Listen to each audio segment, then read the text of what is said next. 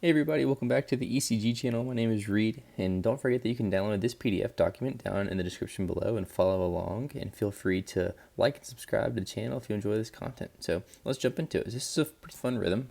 The first thing we're going to do is we're going to look at the forest, and the trees of this forest are the QRS complexes. And so I notice if I look down here in lead 2, perhaps, I've got a narrow complex rhythm that seems to be quite fast and quite regular. And you see that it seems to maintain that pattern the entire time, except for we have this little pause here, and then it resumes that regular narrow complex tachycardia, right? My rate here of these narrow complex beats, you can see this one lands almost on a solid line, and this one lands right after that solid line. So that would be 300, 150, a little bit slower than 150 beats per minute, maybe 140 beats per minute. So narrow complex tachycardia, that's regular. A little bit of a pause, right? So thinking, what's on our differential? Well, we could have sinus tachycardia. We could have atrial tachycardia, like an ectopic tachycardia. We could have a supraventricular tachycardia, like AVNRT or AVRT. What else could we have? We could have atrial, whoops, that's nice, atrial flutter, right? We could have a junctional tachycardia. So all sorts of real reasons why we have a narrow complex rhythm. Notice all of these rhythms essentially dictate that the conduction through the ventricles is through this His-Purkinje system, right? That's what allows for this to be narrow, right? So think of it anatomically like that. Okay. I look for P waves in the atria, and I kind of just scan through. I don't see really any noticeable nice P wave. I do see maybe these little bumps, and I know that sinus P waves, or I know that P waves, excuse me, I know that P waves in V1 are usually a little sharper than the remainder. But this pause, I think, is going to help us out. Like, why is this pause occurring? And so what I want you to really utilize in your thought process is, anytime you see a rhythm between 140 and 150 beats per minute, I really want you to think atrial flutter. I just want to think atrial flutter with 2-to-1 conduction. Just say it like 10 times, right? And why is that? Because remember that atrial flutter has an atrial rate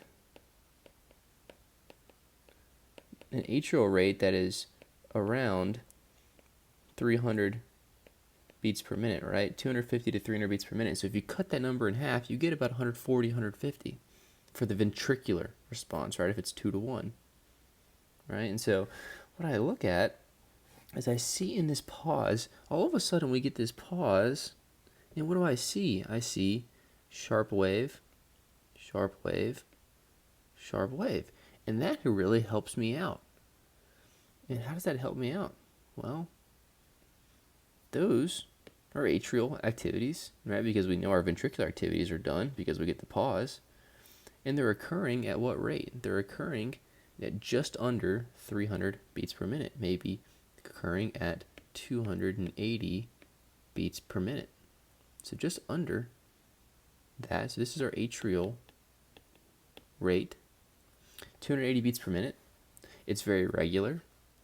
And so that's pretty much like diagnosing this strip with atrial flutter, right? So we've got an atrial flutter, and now we get to really look through it and see, yeah, maybe there is some sawtooth pattern that is underlying this rhythm.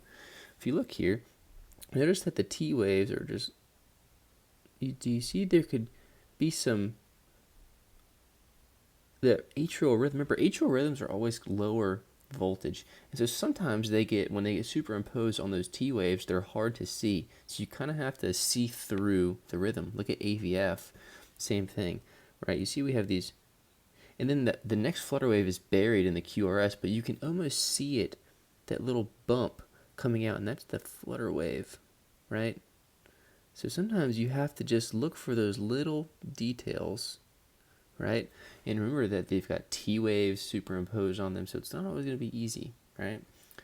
But what gave it away was that pause with these 3 atrial P wave, these flutter waves that we get to see, right? And so what do we have here? We have an atrial flutter generally with 2-to-1 conduction,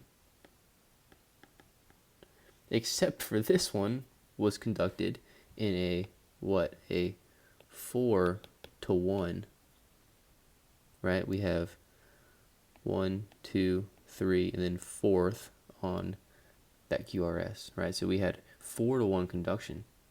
And if you measure the rate for that 4-to-1 conduction, what would we get? Well, we know 2-to-1 is at like 140 beats per minute. I bet you this is going to be nearly half. Let's try it out. So we've got 300, 150, 100. This would be around 75. And so, yeah, right, pretty close. Remember, we're just eyeballing it. So that we have our 4-to-1. This is atrial flutter.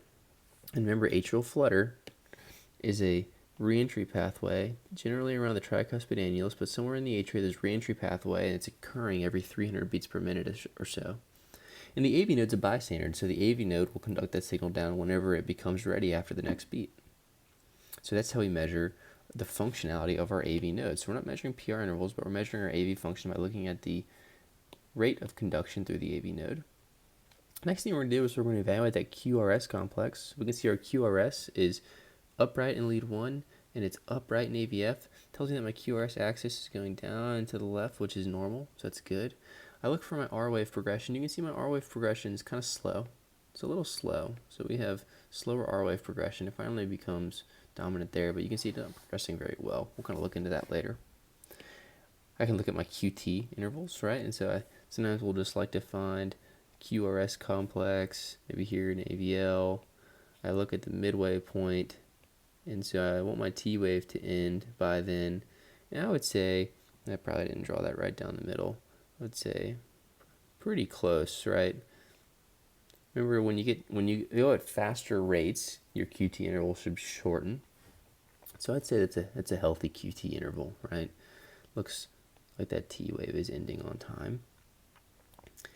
And so now I'm going to look for pathological Q waves, which tell me if there's been a prior myocardial infarction, and I'm going to look for ST and T wave changes throughout, which tells me about active ischemia or infarction.